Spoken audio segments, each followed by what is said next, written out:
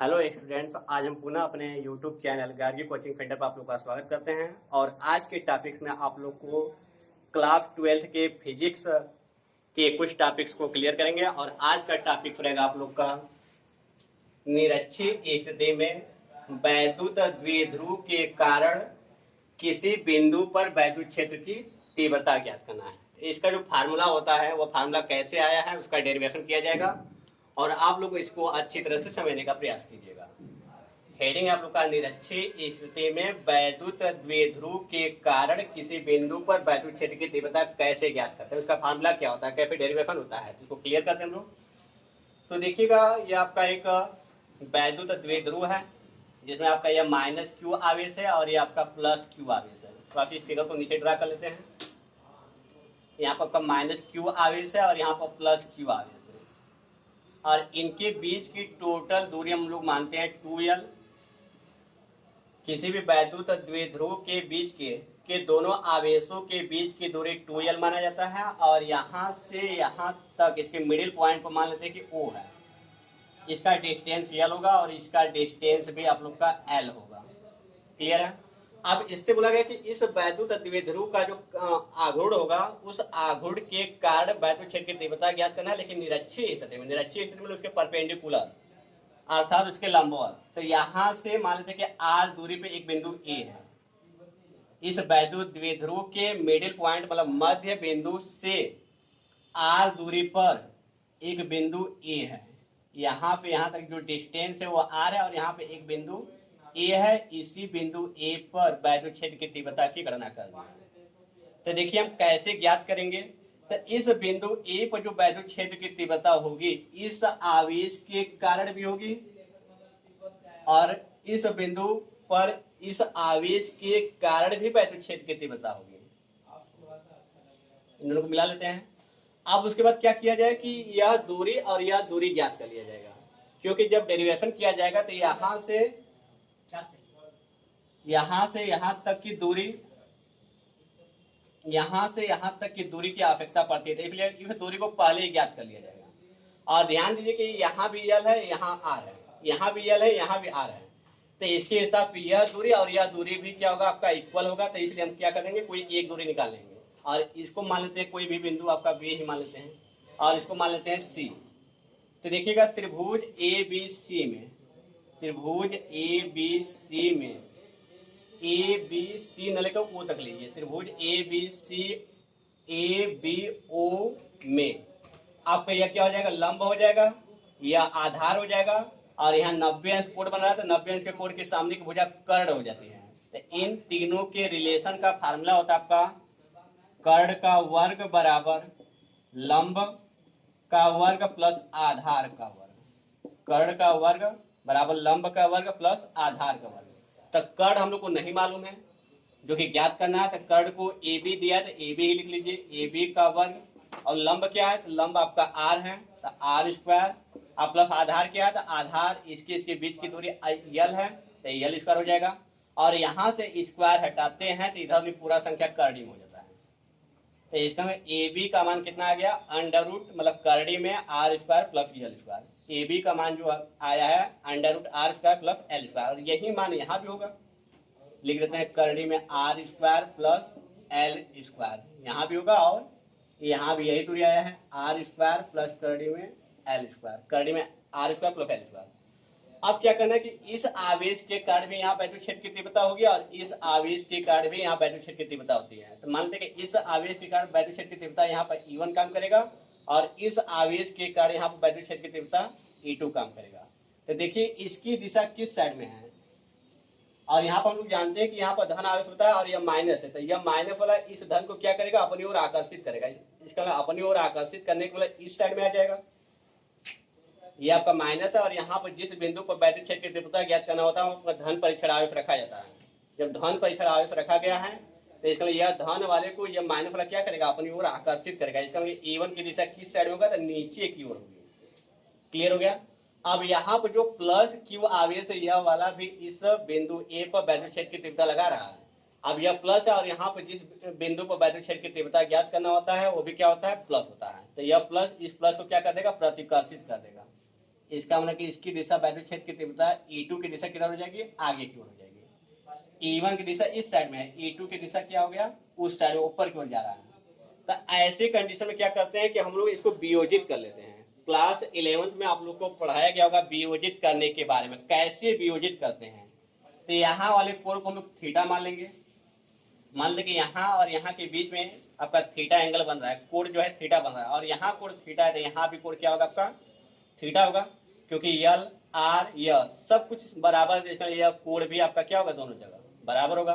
तो अब इसके हिसाब से देखिएगा, यहाँ थोड़ा सा इसको हटा देते हैं, ये जानते रहे कि ए बी का मान जो है इसके बराबर है, करड़ी में R square plus L square, और इसी तरह ए सी का मान भी आपका कितना है, तो ए सी का मान भी आपका यही रहेगा, करड़ी में R square plus L square. इस दूरी को यहाँ नहीं लिखे, आप थोड़ा सा कुछ और भी एक्स्ट्रा काम करना है। तो उसके बाद देखिएगा कि E1 की दिशा इस साइड में नीचे की ओर है, E1 की दिशा नीचे की ओर है, तो यहाँ पर ऐसे में एक रेखा खींच देते हैं, ऐसे इस रेखा के ठीक समांतर एक रेखा खींच दिया जाएगा। तो यहाँ पर थीटा कोण बन रहा है, तो यहाँ भी कितना कोण बनेगा, आपका थीटा कोण बनेगा, क्योंकि जब दो समांतर रेखाएं होती है और एक तिर्यक रेखा काटती है, तो यदि एक इस साइड में और एक उस साइड में बन रहा है तो इसे एकांतर कोण कहते हैं, एकांतर कोण भी बराबर होता है। यदि यहाँ थीटा तो यहाँ भी थीटा होगा। अब इसको वियोजित कर देते हैं, तो यहाँ पर जो है आपका यह ई वाला है, जब यह ई वाला है तो देखिएगा, और थोड़ा सा इफ लाइन को भी ऊपर बढ़ा देते हैं, ऊपर की ओर इफ लाइन को भी ऊपर की ओर बढ़ा देते हैं। तो जो यह E1 वाला है या E वाला जो आ रहा है, मतलब E1 वाला पहला कंडीशन, E1 की दिशा इधर है, तो इसको वियोजित करेंगे तो जो थीटा के साथ जुड़ा रहता है उसके साथ काफ लग जाता है, तो हो जाएगा E1 कास थीटा की दिशा इधर हो जाएगी। यहाँ से वियोजित किया जाएगा इस कोण पे, तो जिसके साथ थीटा या कोण जुड़ा रहता है उसके साथ काफ लग जाता है, और एक उसके लंबवत होगा, तो लंबवत जो होगा यहाँ पे, इसका लंबवत कहाँ है, नीचे की ओर है, एक लंबवत चला जाता है और एक जहां पर थीटा कोण जुड़ा रहता है उसके साथ चला जाता है। तो थीटा कोण जिसके साथ जुड़ा रहता है वह कास हो जाता है, और जो एक लंबवत जाता है वो साइन हो जाता है। E1 को वियोजित करने पर E1 साइन थीटा नीचे की ओर आ गया, और E1 कास थीटा इस साइड में चला गया, लेफ्ट साइड में। E1 को वियोजित कर लिया गया, या जो E1 कार्य कर रहा था वैद्युत क्षेत्र की तीव्रता इस आवेश के कारण, यहाँ पर E1 cos theta left side में और E1 साइन थीटा नीचे की ओर। अब इसी प्रकार से E2 को भी वियोजित किया जाएगा, और E2 की दिशा बाहर की ओर है, तो इसको वियोजित करने के लिए यहाँ कोण कितना है, थीटा है, तो E2 वाले के साथ कितना कोण बन रहा होगा, थीटा कोण बन रहा होगा। इसका मतलब यहाँ पर आपका कोण कितना है, आपका थीटा है। या सीधे देखा जाए तो यहाँ पर जाते हुए यह कोण आगे की ओर, यहाँ पर E2 है, ये वाला E2 है, तो इसका मतलब यहाँ पर भी कोण बन रहा होगा थीटा, क्योंकि यहाँ भी देखिए दो समांतर रेखाएं हैं, और दो समांतर रेखाओं को एक तिर्यक रेखा काटती है, तो एक कोण अंदर यदि हो जाए और एक कोण बाहर हो जाए तो इसे कहते हैं संगत कोण, और संगत कोण भी बराबर होता था। अब इसको वियोजित करना है, तो इसको वियोजित करने का मतलब कि यहाँ थीटा जुड़ा हुआ है, जब थीटा यहाँ जुड़ा है तो इसका मतलब कि इसके साथ जो लाइन जाएगा वह क्या हो जाएगा, कास वाला हो जाएगा, और हम वियोजित कर रहे हैं इस बार E2 वाले को, तो यहाँ पर हो जाएगा E2 कास थीटा, और E1 कास थीटा पहले भी था क्योंकि E1 को वियोजित किया गया था। अब E2 वाले को वियोजित कर रहे थे, E2 वाला भी कोण यहीं पर जुड़ गया, जब दोनों कोण एक ही जगह हो गया तो इसका मतलब कि इसका जो कास होगा यह भी यहीं पर होगा, E2 कास थीटा हो जाएगा, और जो इसका लंबवत भाग होगा, तो लंबवत कहाँ है इसका, ठीक ऊपर की ओर है, क्योंकि यह ऊपर जा रहा है तो ऊपर की ओर लंबवत लेंगे, ये हो जाएगा आपका E2 साइन थीटा। और यहाँ पर जो E2 साइन थीटा है और E1 साइन थीटा एक दूसरे को निरस्त कर देंगे, क्योंकि देखिए एक ऊपर जा रहा है और एक नीचे जा रहा है, और E1 और E2 का मान बराबर होगा, और यह थीटा मतलब कोण भी बराबर है। अब E1 और E2 का मान क्यों बराबर होगा, क्योंकि दोनों आवेश की मात्रा तो समान है, जब दोनों आवेश की मात्रा समान है तो E1 और E2 का मान भी बराबर होगा, और थीटा का मान दोनों जगह एक ही है, यहाँ भी थीटा है यहाँ भी थीटा है, तो इसमें यह दोनों मान बराबर होंगे, और यह दोनों मान जब बराबर होंगे, एक ऊपर जा रहा है और एक नीचे जा रहा है, तो एक दूसरे को क्या कर देंगे, निरस्त कर देंगे, अर्थात E1 साइन थीटा और E2 साइन थीटा क्या हो जाएंगे, समाप्त हो जाएंगे। अब बचा आपका कौन, वास्तव में जो वैद्युत क्षेत्र की तीव्रता बचा है बस वो भी लेफ्ट साइड में, मतलब आपके दाहिने मतलब बाएं साइड में E1 कास थीटा और E2 कास थीटा बचा है, तो लिखेंगे इसलिए अभीष्ट वैद्युत क्षेत्र की तीव्रता, इसलिए अभीष्ट वैद्युत क्षेत्र की तीव्रता, अभीष्ट वैद्युत क्षेत्र की तीव्रता, अभीष्ट वैद्युत क्षेत्र की तीव्रता कहाँ पर, बिंदु ए, यहाँ ब्रैकेट में लिख लीजिएगा, बिंदु ए पर तो वैल्यू छेद की तीव्रता ई बराबर क्या हो जाएगा आपका E2 sin थीटा और E1 sin थीटा एक दूसरे को निरस्त कर दिया, समाप्त हो गया, बचे यही दोनों और दोनों एक ही दिशा में है, जिसका क्या कर दिया जाएगा, जोड़ दिया जाएगा। पहले बता दिया गया है जब दोनों एक ही दिशा में हो जाते हैं तो उनको क्या करते हैं, जोड़ देते हैं। हो जाएगा E1 cos थीटा और प्लस E2 cos थीटा हो जाएगा। अब उसके बाद आप फार्मूला आप लोग जानते हैं और इससे पहले आप लोग को cos थीटा की भी आवश्यकता पड़ेगी, तो यहीं से थोड़ा सा cos थीटा की भी मान निकाल लीजिए। तो cos थीटा बराबर आप लोग क्लास 9th में मैथ में ट्रिग्नोमेट्री पढ़ेंगे। इसका फार्मूला होता है आधार बटा के कर्ण। cos थीटा बराबर होता है आधार बटा के कर्ण। तो cos थीटा बराबर आधार, तो आधार कितना है, L है, नीचे वाले को आधार कहते हैं।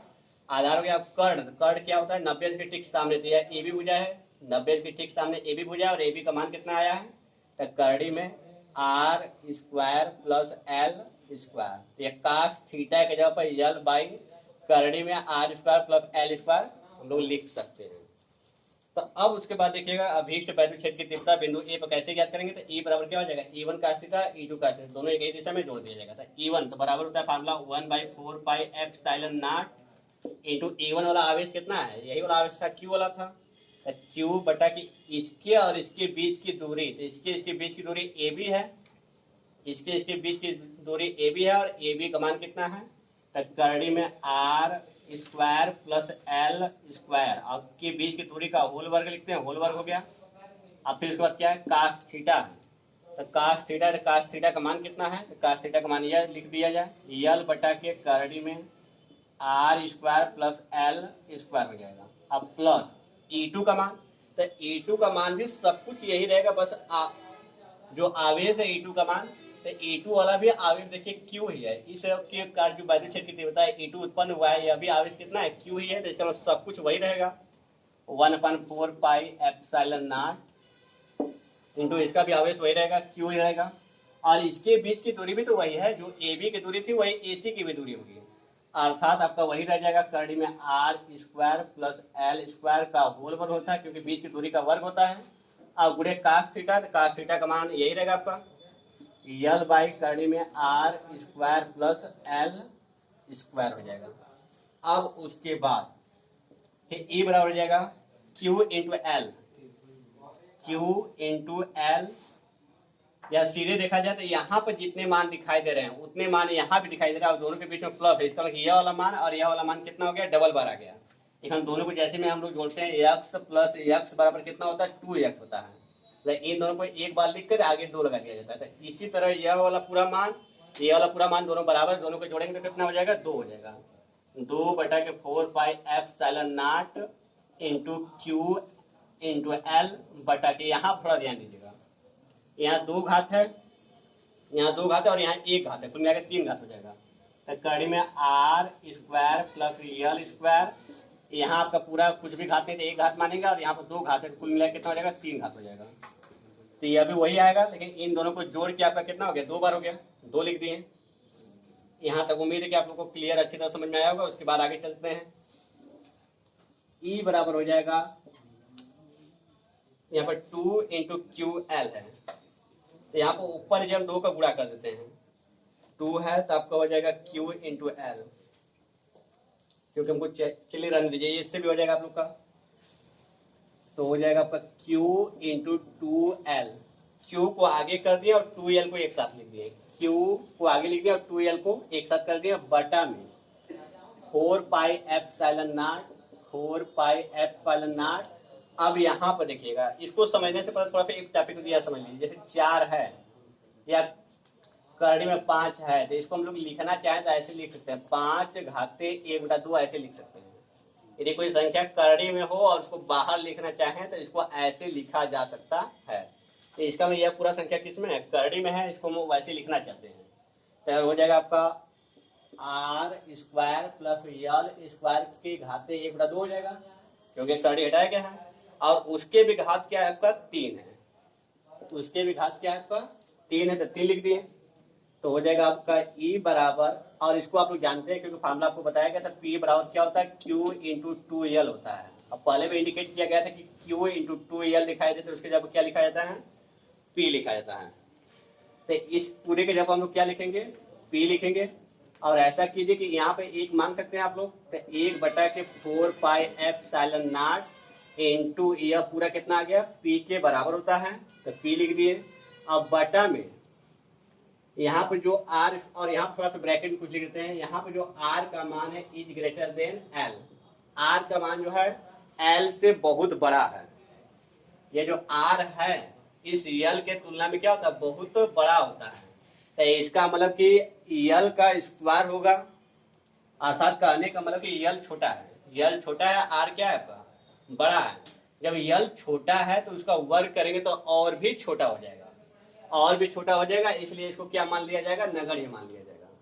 यल स्क्वायर को क्या मान लिया जाएगा, नगण्य मान लिया जाएगा, अर्थात उसको छोड़ दिया जाएगा। तो इसको छोड़ देंगे तो बचेगा आपका क्या आर स्क्वायर, और उसके ऊपर बचा था आपका 3/2, 3 एकम 3, 3/2, और 2 से 2 क्या हो जाएगा कट जाएगा, तो हो जाएगा ई बराबर हो जाएगा 1/4 pi epsilon not into P बटा के आर के घाते क्या बचेगा, आर के घाते 3। यही आपका निरक्षीय स्थिति में वैद्युत द्विध्रुव आघूर्ण के कारण किसी बिंदु पर वैद्युत क्षेत्र की तीव्रता का सूत्र है। और यह सूत्र आप लोग अच्छी तरह से याद कर लेंगे, और यदि यह वीडियो अच्छी तरह से क्लियर नहीं हुआ होगा तो वीडियो को दोबारा उसको थोड़ा स्थायी करके आप लोग देख सकते हैं पुनः। तो आज के लिए बस इतना ही रहेगा। Good bye student and thanks watching for video.